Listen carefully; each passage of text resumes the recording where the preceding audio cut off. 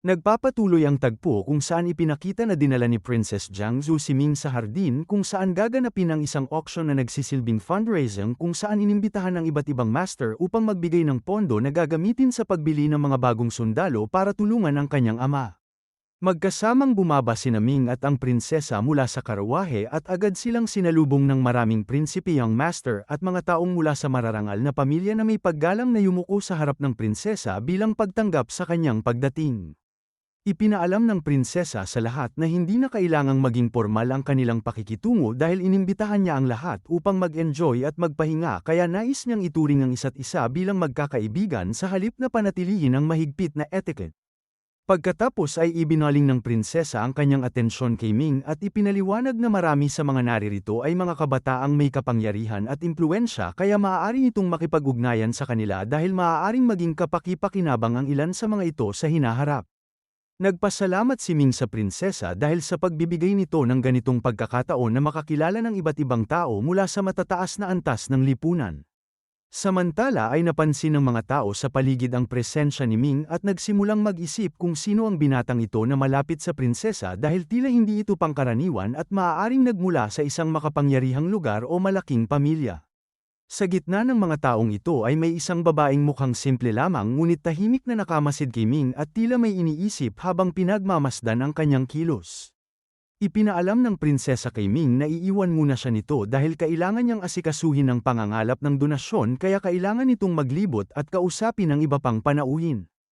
Umalis ang prinsesa at iniwan si Ming na mag-isa kaya nagsimula itong maglakad sa paligid habang naghahanap ng makakausap at pinagmamasdan ang mga taong naririto. Napansin ni Ming na hindi lamang mga young master mula sa malalaking pamilya ang naririto kundi pati na rin ang maraming prinsesa at magagandang kababaihan na nagmula sa iba't ibang kilalang angkan.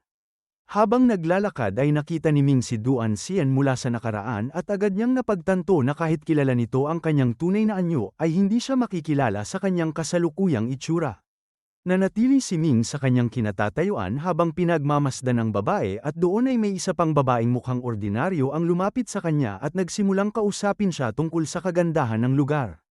Napansin ng Invisible Sword ang pangit na anyo ng babae at ipinahiwatig na hindi ito dapat nakikipag-usap sa kanyang master. Sa kabilang banda ay ipinahayag ni Bame In sa Invisible Sword na masyado itong madaldal at ipinaliwanag na ang kanilang master ay hindi naaakit sa kagandahan ng mga babae dahil iisa lamang ang babae sa kanyang puso at ito ay si Lanso kaya sa kanyang paningin ay pareho lamang ang maganda at pangit. Nagpakilala si Ming sa babae at sinabi na ang kanyang apelyido ay Long at nagtanong siya kung ano ang pangalan ng babae at kung saan ito nagmula. Sa loob-looban ni Ming ay nakakaramdam siya ng kakaibang pakiramdam habang kinakausap ang babae at tila may hindi maipaliwanag na koneksyon kaya nagpasya siyang makipag-usap dito. Ipinakilala ng babae ang sarili bilang si Su habang nais ding malaman ang tungkol sa ating bida dahil magkasama silang dumating ng prinsesa at kung saang malaking pamilya ito nagmula. Upang maging maayos ang kanilang pag-uusap agad nag-alok ang babae na sumakay sila sa isang bangka sa lawa upang doon sila mag-usap habang nakaupo. Tinanggap ito ni Ming nang walang pag-aalinlangan at hiniling na ipakita sa kanya ang daan habang pumayag na sumama at sa kanyang pag-iisip ay nakita niyang maayos din ang ganitong paraan upang makapag-usap ng tahimik. Nang makarating sila sa pampang ng lawa ay napansin ni Ming na walang bangka sa paligid kaya agad niyang naisip na tila hindi naging maayos ang ideya ng babae tungkol sa pag-inom at pag-upo sa bangka. Ngunit hindi nagtagal ay mabilis na naglabas ang babae ng isang bangka mula sa kanyang storage ring at itinapon ito sa tubig kung saan ito ay unti-unting lumaki hanggang maging ganap na sasakyan sa ibabaw ng lawa. Sumakay silang dalawa sa loob at naupo habang napansin ni Ming na maraming pagkain at alak ang nakahain na tila sadyang inihanda para sa kanilang dalawa. Ipinahayag ng babae ang kanyang pasasalamat dahil sa kabila ng anyo ni Ming ay pinili pa rin itong sumama upang makipag-inuman at makipag-usap. Habang nagpapatuloy ang kanilang pag-uusap ay biglang naglaho ang anyo ni Long Xiaobai at lumitaw ang kanyang tunay na anyo sa harap ng babae. Naguluhan ng Invisible Sword kung bakit bumalik ang tunay na anyo ng kanyang master ngunit kahit si Bame In ay hindi din matukoy ang dahilan ngunit batay sa ugali ni Ming ay hindi ito nagdedesisyon nang hindi nag-iisip at marahil mayroon itong binabalak. Walang kaalam-alam si Ming sa pagbabalik ng kanyang tunay na anyo at nagpatuloy sa pag-uusap sa babae at sinabi na ang anyo ng babae ay hindi naman talaga masama at tila may layunin nito kung bakit hindi nito maipakita ang tunay na anyo sa simula kaya inisip ni Ming na ayaw nitong ipakita ang tunay na itsura nito. Napagtanto ng babae na alam ni Ming na nagpapanggap din siya kaya ipinakita nito ang tunay na anyo nito ng tuluyan at doon nabunyag na siya ay si Yulang Dai na pinsan ni Lanso at siya rin ang nagtaboy kay Lanso at nagtangkang pumatay dito. Labis ang pagkagulat ni Ming nang makita ang tunay na pagkakakilanlan ng babae at kinumpirma nito na siya nga si Yulang Dai habang tinanong kung nagustuhan ba ng ating bida ang kanyang anyo. Sa sandaling ito ay napatingin si Ming sa kanyang sarili at nagulat nang mapansin na nagbago ang kanyang anyo at tila bumalik siya sa kanyang tunay na katawan nang hindi niya namamalayan. Sumunod ay nagtanong si Yulang Dai tungkol kay Lanso kung maayos ba ang kalagayan nito ngunit ipinahayag ni Ming na hindi ito maayos dahil nakakulong ito sa Eternal Purgatory at malinaw na si Yulang Dai ang nasa maayos na kalagayan. Ipinakita ni Yulang Dai ang kanyang pananaw tungkol kay Lanso at kung paano nito tinanggihan ang isang pagkakataon na maging asawa ng prince. Ngunit mariing ipinahayag ni Ming na wala nang dahilan upang siraan si Lanso at sa halip ay tinanong ni Ming kung paano siya nakilala. Ipinaliwanag ni Yulang Dai na hindi nito alam na naririto si Ming sa Suzaku Dynasty ngunit nang makita ito kasama ang prinsesa ay naramdaman nitong napakalakas ng ating bida kaya nagpasya siyang bitagin ito at gamitin ang kanyang kapangyarihan upang akitin at maging kanyang alagad. Ngunit ngayong alam na niya ang tunay na pagkakakilanlan ni Ming ay nagbago ang kanyang plano at gagamitin niya si Ming upang makakuha ng malaking gantimpala mula kay Prince Tai Shang kung saan napakalalim ng galit nito kay Ming. Hindi natinag si Ming at ipinakita ang kanyang kumpiyansa habang kinwestiyon kung magiging ganoon lang ba kadali ang balak ng babae na mabihag siya at maibigay sa prinsipe. Ibinunyag ni Yulang Dai na ang bangkang kanilang sinasakyan ay ibinigay sa kanya ni Prince Tai Shang at ito ay tinatawag na prisoner boat na isang espesyal na artifact na kayang pigilan kahit ang isang martial god na makatakas dahil ito ay ginawa na parang isang kulungan. Ipinaliwanag pa nito na tiyak na matutuwa si Prince Tai Shang dahil nahuli nito ang kanyang kaaway na nagdulot ng malaking pinsala at umagaw ng kanyang magiging asawa. Matapos nito ay ipinahayag ni Yulang Dai ang kanyang balak na ibigay si Ming kay Prince Tai Shang upang makuha ang pabor nito at tuluyang mapangasawa siya at sa ganitong paraan ay makamit ang pagiging prinsesa. Agad namang tinuligsa ni Ming ang kanyang kasakiman dahil para lamang sa posisyon ay nagawa nitong ipagkanulo ang sariling kadugo at tangkain pa itong patayin habang gumagamit ng iba't ibang paraan upang makamit ang kanyang layunin. Ipinakita ni Yulang Dai ang kanyang paninindigan at iginiit na wala itong pakialam sa paraan dahil naniniwala itong mas maganda at mas may talento ito kaysa kay Lanso na itinuturing nitong walang silbi kaya para makuha ang ninanais ay kailangan nitong alisin ang sariling kadugo.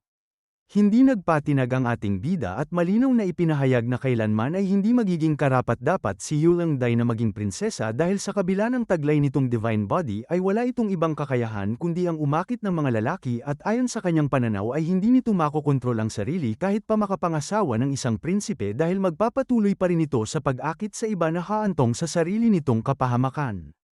Sa kabila nito ay ipinakita ni Yulang Dai ang mas malalim nitong ambisyon at inilahad na balak nitong gamitin ang kanyang divine body upang akitin ang mga malalakas na lalaki sa buong bansa at ilagay ang lahat sa ilalim ng kanyang kontrol kung saan si Tai Shang ay simula lamang at kapag naging prinsesa na ito ay luluhod sa kanya ang lahat ng lalaki at bubuo siya ng isang napakalakas na grupo. Nagulat man si Ming sa laki ng kanyang plano ay hindi nito naunawaan ang tunay na layunin ng babae kung bakit nito nais alapinan ang napakaraming makapangyarihang tao at kung ano ang makukuha nito sa ganitong gawain. Ngunit hindi na nagbigay ng karagdagang paliwanag si Yulang Dai at sa halip ay nagbigay ng dalawang pagpipilian kay Ming kung saan kailangan nitong pumili kung luluhod ba ito o haharap sa kamatayan sa kamay ni Prince Tai Shang. Hindi nagdalawang isip ang ating bida at agad nitong inilabas ang kanyang kapangyarihan habang inaatake ang babae na may layuning tapusin ito sa mismong lugar. Ngunit sa sandaling tumama ang kanyang enerhiya ay nanatiling nakatayo si Yulang Dai at nagsimulang tumawa dahil ipinakita nitong may matibay itong depensa sa loob ng bangka na pumipigil sa anumang pag-atake laban sa kanya. Nagulat si Ming sa pangyayaring ito dahil hindi umubra ang kanyang lakas at muli siyang binigyan ng huling pagkakataon ni Yulang Dai na pumili bago ito tuluyang naglaho sa kanyang paningin. Sa sandaling ito ay napagtanto ni Ming ang sitwasyon habang ipinaliwanag ni Beiming na ang sasakyang kanilang kinalalagyan ay puno ng mga bitag at tila sadyang idinisenyo upang ikulong siya hanggang sa dumating si Prince Tai Shang. Ipinahayag din ng Invisible Sword na napakahirap patayin ni Yulang Dai at halos imposible ang makatakas mula sa loob kaya hiniling nito kay Ming na magpas siya kung ano ang kanilang gagawin. Lumapit si Ming sa pader ng bangka at sinuri ang istruktura nito kung saan natuklasan na mayroong napakalaking formation na nakapaloob dito na kayang pigilan kahit ang isang martial god na makatakas at dahil dito ay napagtanto niyang napakahirap itong wasakin kahit gamitin pa ang kanyang buong lakas. Sa kabila ng hirap ay naglabas si Ming ng kanyang demon flag at ginamit ito upang magpasiklab ng apoy habang iniisip na ang pagsunog sa bangka mula sa loob ang maaaring maging paraan upang makatawag ng pansin mula sa labas at posibleng may tumulong sa kanya. Sumama rin si Little Qiang sa plano at inilabas ang sariling apoy habang humihingi ng pahintulot na siya ang magsimula ng apoy at agad itong sinang-ayunan ni Ming bago sabay nilang ginamit ang kanilang kapangyarihan upang sindihan ang loob ng bangka. Unti-unting lumakas ang apoy hanggang sa tuluyang magliyab ang buong sasakyan at dahil dito ay napansin ng mga tao sa labas ang nangyayari habang tumitingin sa direksyon ng lawa at napansin na ang bangkang nasa tubig ay nasusunog. Napansin ng mga tao sa paligid ang kakaibang pangyayari at agad nilang naisip na tila may tao sa loob ng nasusunog na bangka. Maging si Yulang Dai ay labis na nabigla at kinabahan dahil hindi niya inaasahan na mangyayari ito lalo na at ang bangkang ito ay sadyang ginawa upang mahuli kahit ang isang martial god. Habang patuloy na naglalagablab ang apoy mula sa loob ay lalong lumaki ang apoy at kumapal ang usok na lumalabas mula sa bangka kaya napansin ito ng lahat ng young master na naroroon at sabay-sabay nilang itinuon ang kanilang pansin dito habang nagtataka sa nangyayari at nagmadaling lumapit upang alamin ang sitwasyon. Hindi nagtagal ay nagkaroon ng isang malakas na pagsabog mula sa loob ng bangka na lalo pang nagdulot ng gulat sa lahat at agad silang kumilos upang makita kung ano ang nangyari. Maging si Princess Zhu ay napalingon sa direksyong ito at agad niyang nakilala ang bangka bilang prison boat ni Yulang Dai na ibinigay sa kanya. Sa gitna ng kaguluhan ay lumabas si Ming mula sa nasirang bangka habang ipinakita na nagawa nitong makatakas sa kabila ng matinding bitag. Labis ang galit ni Princess Zhu nang makita ito at agad niyang inisip na gantihan si Yulang Dai dahil sa ginawa nito sa ating bida. Ngunit agad na pinigilan ni Ming ang prinsesa at ipinaliwanag na hindi na nito kailangang gumawa ng hakbang laban kay Yulang Dai dahil ang kanyang pakay ay ang magpaalam at umalis sa lugar. Ipinaliwanag din ng ating bida na alam na ni Yulang Dai ang kanyang pagkakakilanlan kaya kung darating si Prince Tai Shang ay hindi na siya magkakaroon ng sapat na oras upang harapin pa ang babae. Hindi pumayag si Princess Zhu at iginiit na hindi dapat umalis si Ming dahil walang sino man ang makakasakit dito sa kanyang nasasakupan at sisiguraduhin niyang mapoprotektahan ito. Ngunit nanatiling matatag ang ating bida at ipinakita na hindi niya kailangan ng proteksyon mula sa isang prinsesa at hindi ito sapat upang pigilan ang mga darating na panganib. Sa kabila nito ay iniwan ni Ming ang isang pahayag na ang kanilang mga kapalaran ay muling magtatagpo bago siya tuluyang umalis sa lugar. Ngunit sa mismong sandaling ito ay biglang nagbukas ang isang napakalaking formation sa kalangitan at mula rito ay lumitaw si Prince Tai Shang. Ang presensyang ito ay isang clone na ipinadala mula sa Great World of Tai na may layuning patayin si Ming. Agad nitong ipinahayag ang kanyang galit sa pagdating ni Ming sa Suzaku Dynasty at malinaw na hindi nito tinatanggap ang presensya ng ating bida habang ipinakita ang matinding pagnanais na wakasan ang kanyang buhay.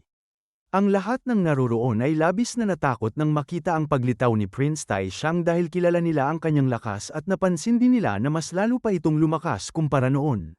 Sumigaw ang prinsesa at hinarap ang kanyang kapatid habang ipinakita na wala itong karapatang galawin si Ming dahil kanya itong kaibigan at ipinaalala na ang pagkakakulong ni Lanzo sa Eternal Purgatory ay sapat ng kaparusahan kaya hindi na dapat ito magsalita pa tungkol kay Ming.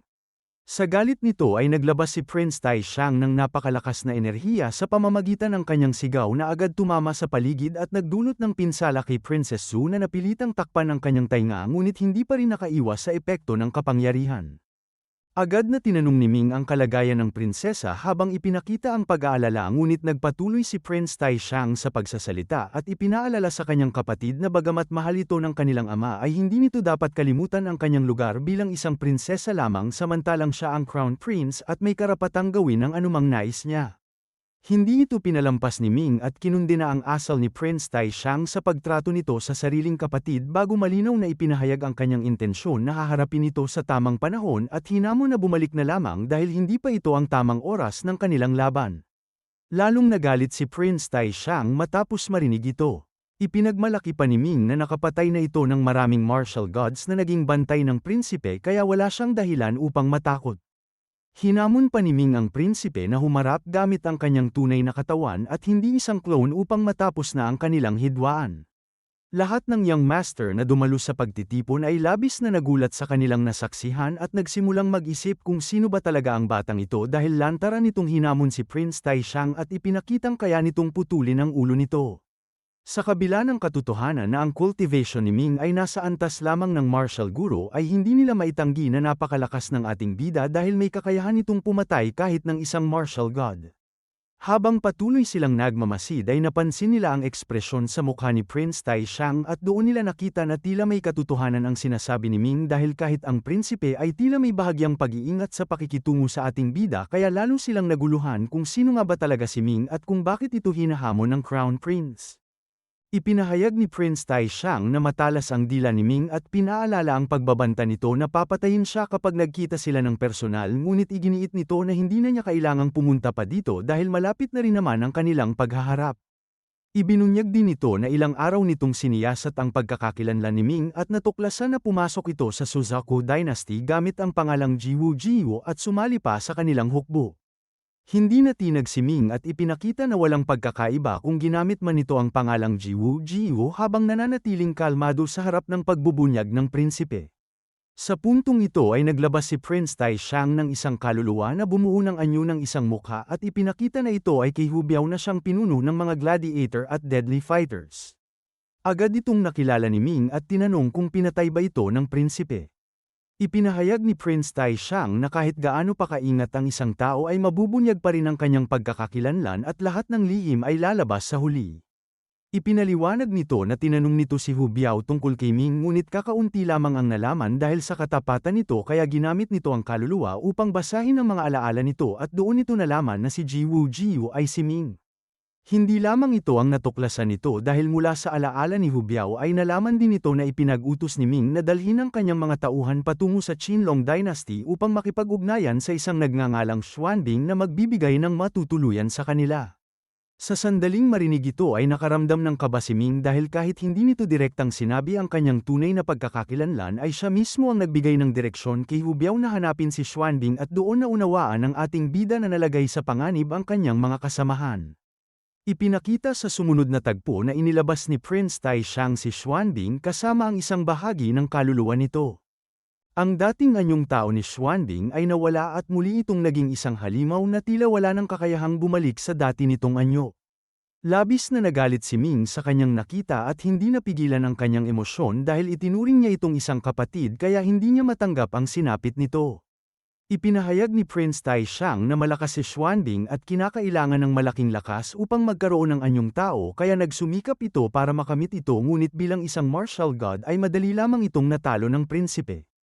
Ipinaliwanag din nito na ang layunin lamang nito ay basahin ang alaala ni Xuanbing upang makakuha ng impormasyon tungkol kay Ming ngunit dahil sa matinding pagtutol nito ay nasira ang kaluluwa nito at naging isang walang muwang na ice beast na hindi na muling makakapag-cultivate dahil kalahati ng kanyang kaluluwa ay nawala. Pagkatapos nito ay itinapon ni Prince Taishang ang katawan ni Xuanbing patungo kay Ming at agad itong sinalo ng ating bida bago niyakap ng mahigpit habang ang dating makapangyarihang nilalang ay wala nang magawa kundi ang maglabas ng mahinang tunog na parang isang pusa dahil sa pagkasira ng kanyang kaluluwa. Labis ang galit ni Ming sa nangyari dahil si Xuanbing ay naging lubos na tapat sa kanya kaya agad nitong binuksan ang kanyang dimensional space at maingat na inilagay doon ang kanyang kasama upang makapagpahinga habang ipinahayag na hahanap ito ng paraan upang maibalik ang nasirang kaluluwa nito. Pagkatapos nito ay matalim ang tingin na ibinato ni Ming kay Prince Taishang habang ipinapakita ang matinding galit at malinaw na sinabi na wala itong ginawang mabuti. Sa kabila nito ay ipinahayag ni Prince Taishang na kahit matindi ang pagtutol ni Xuanbing at hindi nito nakuha ang lahat ng alaala ay may nalaman pa rin itong isang mahalagang bagay mula rito na tiyak na magiging mahalaga rin para kay Ming. Sa sandaling banggitin nito ay lalong nag-alab ang galit ng ating bida dahil alam nito na ang kanyang mga magulang ay nakatago sa lugar na ito at mula sa mga alaala ni Xuanbing ay posibleng malaman ni Prince Taishang ang kanilang kinaroroonan. Hindi nagtagal ay ipinahayag ni Prince Taishang ang kanyang nalaman at inilarawan pa ang mga magulang ni Ming habang ipinapakita ang panlalait at pagmamaliit sa kanila. Dahil dito ay hindi na napigilan ni Ming ang kanyang emosyon at nagbanta na kapag sinaktan ang kanyang mga magulang ay gagawin nitong mas masahol ang kalagayan ng prinsipe kaysa kamatayan. Tumawa lamang si Prince Taishang at ipinakita ang kanyang kayabangan habang sinasabing walang sinuman sa buong kontinente ang kayang magbanta sa kanya at lalo na hindi ang isang tulad ni Ming.